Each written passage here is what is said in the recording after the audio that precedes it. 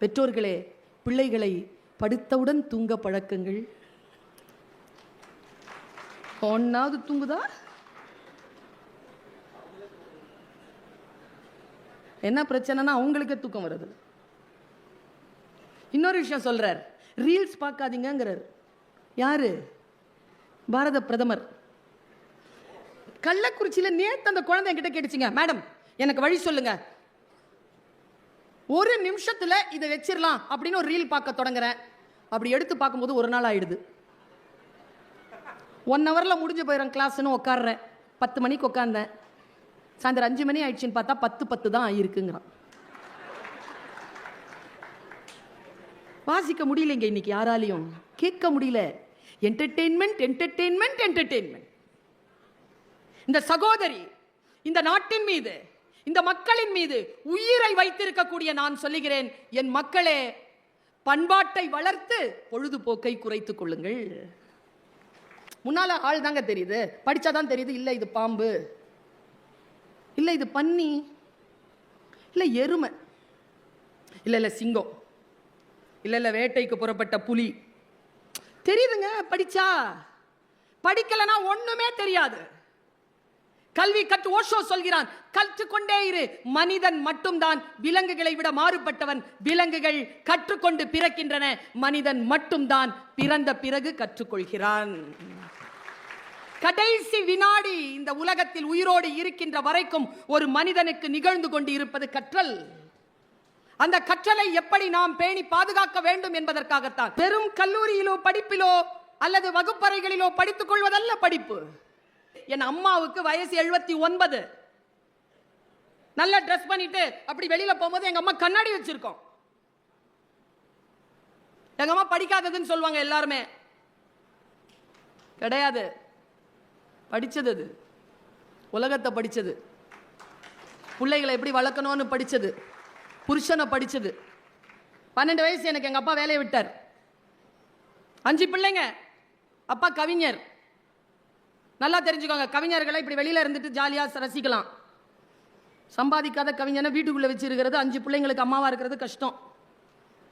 ஆனா எங்க அம்மாக்கு ஏதோ ஒரு சூட்சுமம் தெரிஞ்சு போச்சு, அப்பா சம்பாதிக்கிறதோட முக்கியம் 5 குழந்தைகளுக்கும் ஒரு கவிஞன் தந்தையாக இருப்பது ரொம்ப முக்கியம் தெரிஞ்சிருச்சு அம்மாவுக்கு. அப்படி வளர்த்தெடுத்தா எங்களை. வெளியில வந்து ஒரு கண்ணாடி வச்சிருப்பாங்க இன்னைக்குங்க. அந்த கண்ணாடி என்ன தெரியுமா சொல்லும்? செருப்பு போடும் பொழுது கண்ணாடியை பார்த்துட்டு வெளியில கிளம்பும்பாங்க. ஏன்னா ட்ரெஸ் சரியா இருக்கான்னு பார்த்துக்கணும், நான் எதுவும் விலகி இருக்கக்கூடாது. எத்தனை பெற்றோர்கள் தங்கள் குழந்தைகளை இப்படி பார்த்து வெளியில் அனுப்புகிறீர்கள்? எனக்கு என்னங்க வயசு, எங்க அம்மாக்கு என்ன வயசு? கல்ச்சர், பாலியல் ரீதியான விஷயங்கள் எல்லாம் இல்ல, கல்ச்சர், கலாச்சாரம். சொல்லிட்டு அம்மா சொன்னாங்க பாருங்க ஒரு 6 மாசத்துக்கு முன்னால, என்ன மேக்கப் போட்டியா? இல்லம்மா மை போட்டம்மா. கொஞ்சம் பேச போறியா? ஆமாம்மா. எங்க இடத்த சொன்ன? கேமரா இருக்குமா? ஆமாம்மா. ஓ கேமரா இருக்குங்கிறதுனால மேக்கப்லாம் பண்ணிட்டு போறியா? ஆமா அழகா இருக்க. சரி போ, நல்லா பேசிட்டு வா. ஆனால் ஒன்று மட்டும் ஞாபகம் வச்சுட்டு போ, பர்மனெண்ட்டாக ஒரு கேமரா உனக்கு உன்னை பார்த்துக்கிட்டே இருக்குது. அது முன்னால் அழகா இரு போ. கடவுளை சொல்றாங்க, பர்மனெண்டா ஒரு கேமரா இருக்கும். நான் ஏதோ ஒன்று படித்துக் கொண்டேன். படிங்க. எங்கேயும் கங்காணி இருக்கிறான் என்று தெரிந்து கொண்டால் களவழிந்தாரே என்கிறார் திருமூலர். எதை படித்தால் எந்த இடத்தில் எங்கே ஜெயிப்போம் என்பது நமக்கு தெரிய வேண்டும் என்பதற்காக கற்றுக்கொள்ளுங்கள். படிச்சாதாங்க தெரியுது. அம்மா கதை சொல்ல, அம்மா கதை சொல்ல. அம்மா கேட்குறா, எந்த கதைடா சொல்ல? நான் பட்ட கதையை சொல்லவா, நான் படாத கதையை சொல்லவா? யாருக்கு தான் பட்ட கதை பிடிக்கும்? பிள்ளைகள் என்ன சொல்வீர்கள்? அம்மா ஏதாவது கஷ்டத்தை பற்றி, எப்போ பார்த்தாலும் உங்க அப்பா இப்படி பண்ணாரு, உங்க அம்மா இப்படி பண்ணாங்க, கஷ்டத்தையே சொல்லிட்டு இருக்காதுமா, ஜாலியா இருமா சொல்றீங்களா இல்லையா? பிள்ளைகள் கேட்டார்கள், பட்டக்கதை வேண்டாம் அம்மா, படாத கதை சொல். படாத கதை சொல்லி சொல்லி வளர்ந்தான் அந்த சிறுவன்.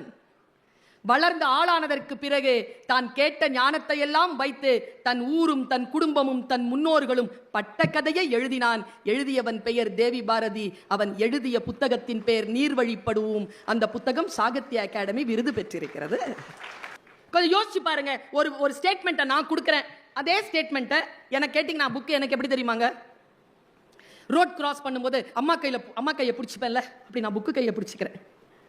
தடுமாறாமல், உயிர் சேதம் இல்லாமல், யாரையும் பயமுறுத்தாமல், யாருக்கும் பணிந்து போகாமல், யாரையும் அச்சப்படுத்தாமல் என் பாதையை நான் கடப்பதற்கு என் கையிலே புத்தகங்கள் இருக்கின்றன.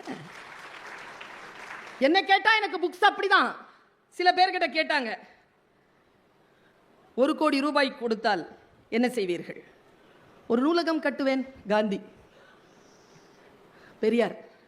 பெண்களின் கரண்டியை பிடுங்கிவிட்டு புத்தகம் கொடுத்தால் போதும். புத்தகம் பத்தி கேட்கும்போது, தனிமை தீவில் விடப்பட்டால் என்ன செய்வீர்கள்? புத்தகங்களோடு மகிழ்ச்சியாக இருப்பேன். ஜவஹர்லால் நேரு.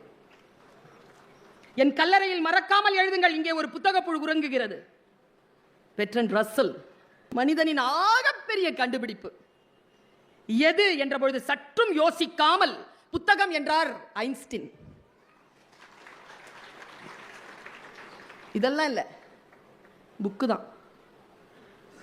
வேறு எந்த சுதந்திரமும் வேண்டாம், சிறையில் புத்தகம் படிக்க மட்டும் அனுமதி அளியுங்கள். Nelson Mandela. பிறந்த நாளுக்கு என்ன வேண்டும் என்று கேட்டபொழுது சற்றும் தயங்காமல் புத்தகங்கள் வேண்டும் என்று லெனின் கூறினார். குவிந்தன பல லட்சம் என்கிறது வரலாறு. ஒவ்வொரு படமும் நடிக்க ஒப்புக்கொள்ளும் போது வரும் முன்பணத்தில் முதல் $100 புத்தகம் வாங்குவாராம் சார்லி சாப்ளின். பழைய புக் ஏதாவது இருந்தா கொடுங்களேன். ஏன் தெரியுமா? புத்தகம் என்பது படித்து தூக்கி போடுவதல்ல. அதனால் நியூஸ் பேப்பரா? படித்துக்கொண்டே இருப்பதுதான். படிச்சுக்கிட்டே இருக்கணுங்க. பயங்கரமான போராட்ட ஆயுதங்கள் எவை என்று கேட்கப்பட்ட போது புத்தகங்கள் தான் என்றார் மார்ட்டின் லூதர் கிங். நான் தூக்கிலிடப்படுவதற்கு முன் என்ன செய்ய விரும்புகிறேன்? நான் 2 விஷயம் சொன்னார் பகத்சிங். ஒரு ஸ்வீட் சாப்பிடணும்னாரு, புக்கு படித்து முடிக்கிற வரைக்கும் கொஞ்சம் வெயிட் பண்ணுங்கன்னாரு பகத்சிங். நான் இன்னும் வாசிக்காத நல்ல புத்தகம் ஒன்றை யார் வாங்கி கொண்டு வருகிறார்களோ அவர்கள்தான் என் தலை சிறந்த தோழன் என்றார் ஆபிரகாம் லிங்கன். 1000 புத்தகங்களை வாசித்தவன் ஒருவன் இருந்தால் அவனை காட்டுங்கள், அவனே என் வழிகாட்டி என்கிறான் ஜூலியஸ் சீசர்.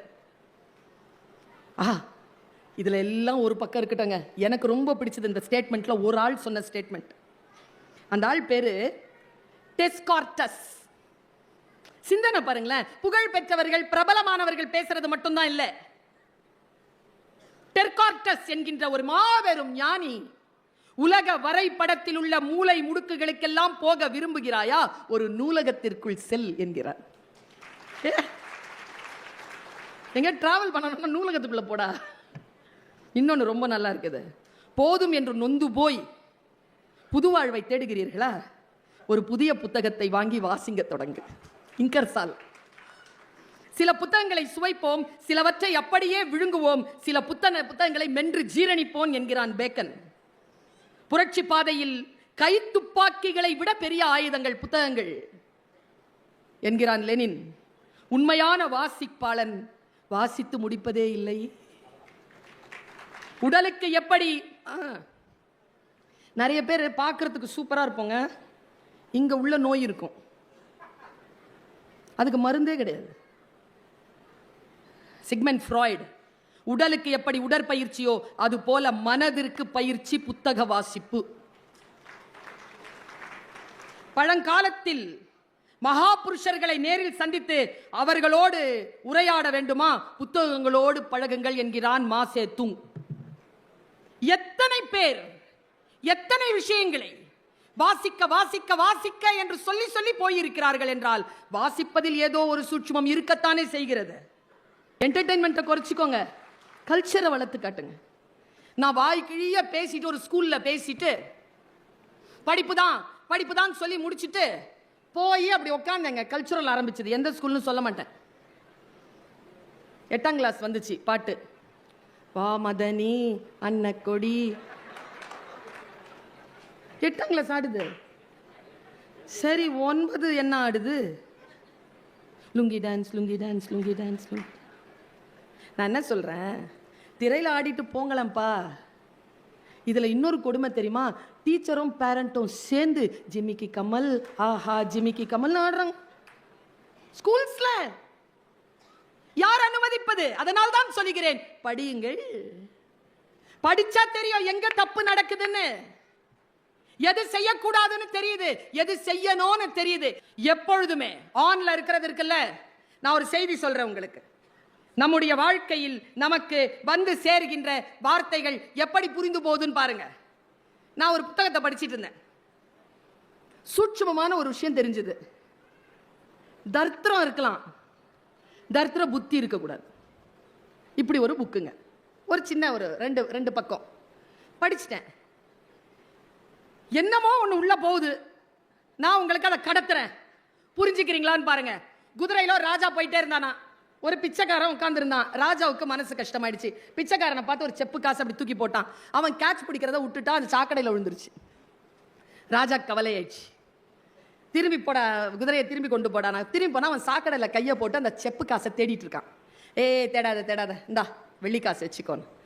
வெள்ளிக்காசை இந்த கையில் வாங்கிக்கிட்டு மறுபடியும் அந்த செப்பு காசையே சாக்கடையில் தேடுறான். ராஜா சொன்னார், நான் நிறுத்த சொன்னேனே, உனக்கு இது பத்தலையா? இந்தா ஒரு தங்க காசு.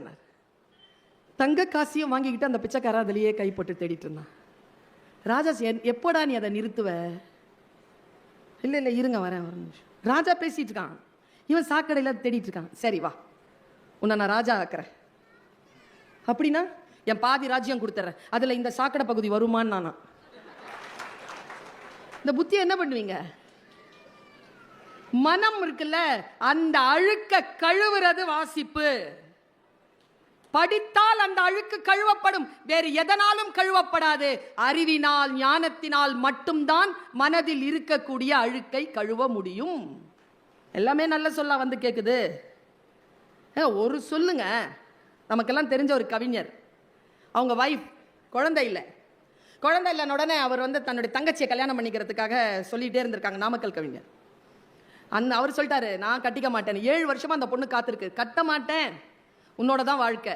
7 வருஷத்துல கடைசியில் ஒரு நாள் சொல்லிட்டாங்க, நீங்க இப்ப கட்டிக்க போறீங்களா இல்லையா? நான் சாப்பிட மாட்டேன் அப்படின்னு உடனே ஒரே வார்த்தை கேட்டார், நீ உயிரோடு இருக்கும்போது நான் எப்படி இன்னொருத்தியை கட்ட? அன்னைக்கு நைட்டே செத்துட்டாங்க அவங்க.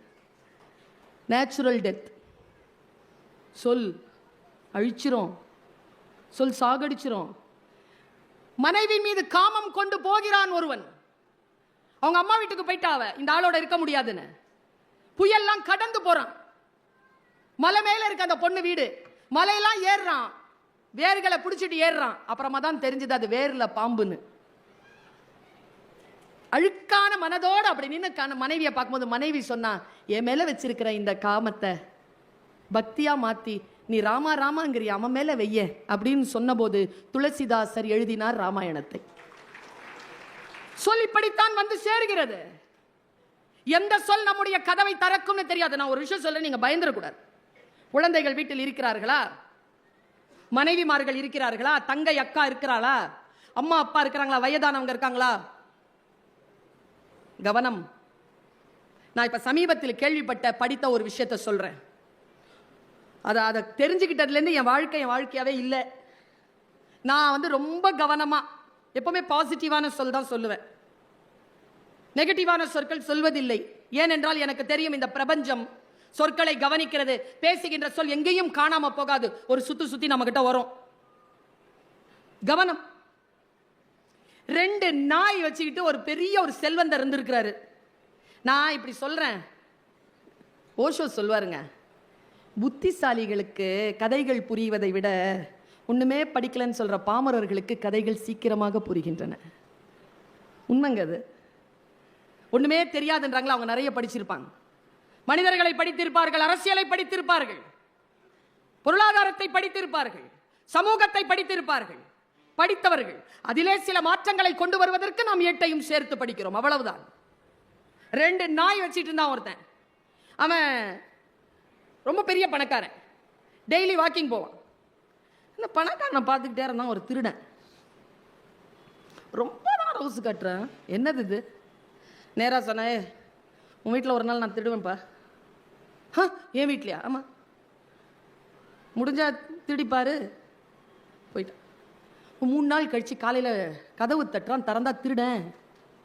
பெட்டியை எடுத்து திறந்து முன்னால் போகிற, இதெல்லாம் உன் பொருளாக பாருன்னு. ஆமாம், இதெல்லாம் நேற்று நைட்டு உன் வீட்டிலேருந்து எடுத்துட்டேன். சும்மா என்ன, என் தகுதியை காட்டுறதுக்காக. இந்தா உந்து தான், எனக்கு வேணாம். இல்லை நீ சொல்லிட்டு தான் போனேன், நான் தான் ஜாக்கிரதையா இல்லை, இது நீ சம்பாதிச்சது என்கிட்ட சொல்லிட்டேன், இந்தா எடுத்துக்க, எனக்கு வேணாம். தேங்க்யூ சார் அப்படின்னு போனான் பாருங்க. போனவனை நிறுத்தினா, இதான் எனக்கு உங்களுக்குமான செய்தி. போனவனை நிறுத்தின அந்த செல்வந்தன் திருடங்கிட்ட கேட்டான், எல்லாம் சரி, இந்த 2 பெரிய நாயை எப்படி சமாளிச்ச? 2 ஜெர்மன் ஷெப்பர்டு, கடிச்சா 1/4 கிலோ, எப்படி சமாளிச்ச? விசுவாசமான நாய், 7-8 வருஷமா நடத்துற, சின்ன கப்லேருந்து வளர்க்குறான், எப்படி சமாளிச்ச? திருடன் சொன்ன ஒரு வார்த்தை தான், மனசுல வச்சுக்கிட்டு போங்க, யாருக்கிட்டே பகிராதீங்க, உள்ளுக்குள்ள வச்சுக்கிட்டு சில மாற்றங்களை செஞ்சுக்கோங்க. நீ டெய்லி இந்த நாய்க்கு என்ன சாப்பாடு போடுவ? மட்டன் சிக்கன் தானே போடுவ? ஆமாம். 3 நாளாக கவனிச்சேன் நீ என்ன போடுறேன்னு. நான் மத்தி மீன் போட்டேன். சரி போயிட்டான். கதவை மூடி 2 நாயையும் கொண்டு வந்து நடு வீட்டில் நிற்க வச்சு இப்படி உட்காந்துக்கிட்டு இருக்கு 2 நாயும். செல்வந்தர் என்ன பண்ணார் தெரியுமா? சாஷ்டாங்கமாக அந்த 2 நாய் காலையும் விழுந்துட்டார். விழுந்து சொன்னார், மன்னிச்சுக்கடா தம்பிகளா, அப்பா தப்பு பண்ணிட்டேன், உனக்கு விருப்பமான சோறு போட்டு நான் வளர்க்கல பார்த்தியா, வெளியில் யாரோ போட்ட உடனே அதை சாப்பிட்டீங்களேடா, நீங்கள் நன்றி இல்லாமல் நடத்துறதுக்கு நான் காரணமாயிட்டேன்டா, என்னை மன்னிச்சிருங்கடான்னு ஓன்னு அழுதுருக்காருங்க. உங்களுக்கு ஒரு விஷயம் தெரியுமா? அந்த இடத்துல அந்த 2 நாய் உட்காந்துட்டு இருந்ததுல, அதுக்கப்புறமா அந்த 2 நாயும் நகரவே இல்லை எங்கேயுமே. ஒன்று 9 நாள் பட்டினி கிடந்து செத்து போச்சு, ஒன்று 11 நாள் பட்டினி கிடந்து செத்து போச்சு. 2 செத்துருச்சு. 3ஆவது நாள்ல இருந்து கெஞ்சுறார், அப்பா தப்பா சொல்லிட்டேன்டா, மன்னிச்சுக்கடா, பரவாயில்லடா, டே மன்னிச்சு. மனசுல பற்றுச்சின்னு வச்சுக்கோங்களேன், அவ்வளவுதான். படிச்சுட்டோன்னு வச்சுக்கோங்களேன், யாரிடத்தில் என்ன வார்த்தை பேச வேண்டும், யாரிடத்தில் என்ன வார்த்தை பேசக்கூடாது என்று புரிந்து போகிறது. மற்றபடி இருக்கின்ற பொழுது பலியாகி போகிறோம். பலியாகாமல் இருப்பதற்கு படிக்கணும்.